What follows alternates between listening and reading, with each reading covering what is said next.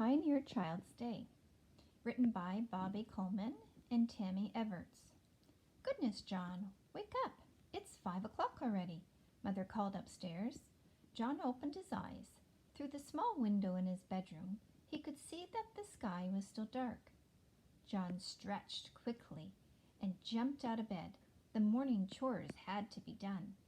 When his feet hit the warm floor, he was thankful it wasn't winter. In winter, he had to hop from foot to foot to keep his toes from freezing. The water in his washbowl would be so cold that a thin layer of ice floated on the top. After dressing in his cotton shirt and comfortable trousers, John hurried downstairs and rushed out to the barn to join his father. Morning chores. Together, Father and John milked the cows, cleaned the calf pens, and fed the livestock. After giving his pet calf a quick pat, John returned to the house for breakfast. This is the caption underneath the picture. John takes a moment to pet his cow, Daisy. Daisy wonders if John had a tasty treat hidden in his hand. A hearty breakfast. In the kitchen, Mother and Sister Emily bustled around the fireplace preparing breakfast.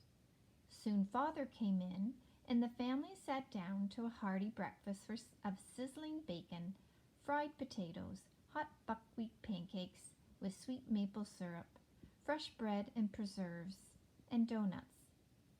Time for school. John and Emily took the lunchbox that their mother had prepared for them and walked the half-hour trek to school. There was a spelling bee that day, and Emily's team won, as usual. No one could spell as well as Emily. John was happy when the day was over because he hated to see Emily gloat. More chores. After school, John enjoyed helping Father care for the animals.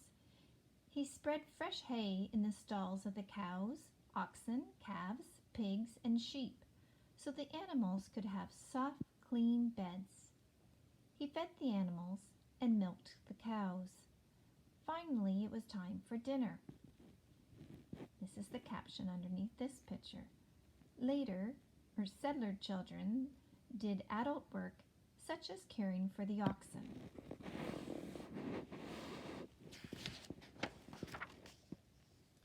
Time for dinner. It was finally dinner time. The kitchen was warm and smelled good. John's stomach growled hungrily as Father said a prayer of thanks and served dinner. Emily and John received their servings last because in those days, adults were always served first. Finally, Father placed a heaping plate of food in front of each child. The plates were piled high with smoked ham, potato cakes, baked beans, butternut squash, Johnny cake, and pickled beets. At the end of a long day's work, the family enjoys sitting down to a hearty dinner. Everyone is very hungry. John's face lit up when he saw his mother had prepared his favorite dish, fried apples and onions. Emily was not as happy to see the apples and onions, which she didn't like at all. She did not complain, however. She was supposed to eat everything on her plate without arguing. The children ate quickly as they listened to their parents talk. Emily and John were not allowed to speak unless they were spoken to. But that didn't matter. Their hard work had made them too hungry to talk. Happy endings by the fire. After dinner, Mother and Emily washed the dishes and cleaned the kitchen. Father sat by the fireplace and whittled a new handle for his axe. John played with some building blocks his father had made for him. Evenings were a happy time when the family sat together around the fire and ate apples, beech nuts, and popcorn. At 9 o'clock, everyone went to bed. They needed plenty of rest for the busy day. It is Emily's job to make butter. Churning the thick cream into soft butter is a hard job that takes hours, but someone has to do it. The fresh, delicious result is worth the effort.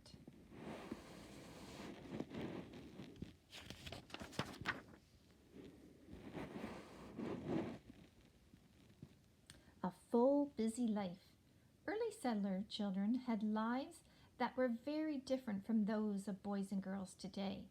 Difficult work was a part of every day.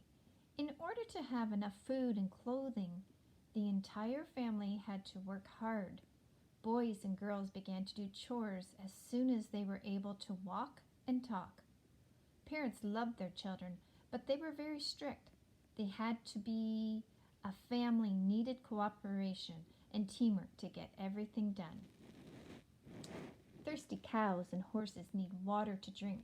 John uses a yoke to carry water from the well to the barn. The yoke is worn across his neck and shoulders. It helps John carry loads that would be too heavy otherwise. Emily helps her mother spin thread, weave cloth, make candles, and sew clothing. In those days, girls learned to sew when they were very young. By the time she was 4 years old, Emily had already stitched her very first quilt square. John and Emily horse around on a family wagon. Giddy up!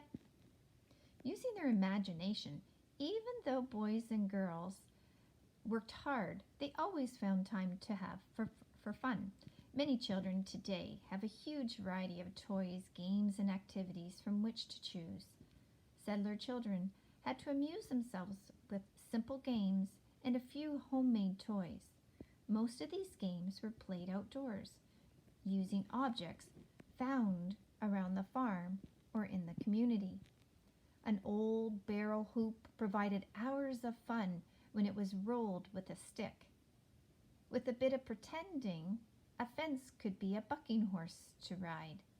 A sturdy board laid over a tree stump became a simple seesaw.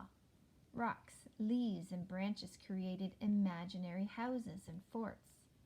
A child's only limit was his or her imagination. Not every time was devoted to work. Children played with simple but fun toys.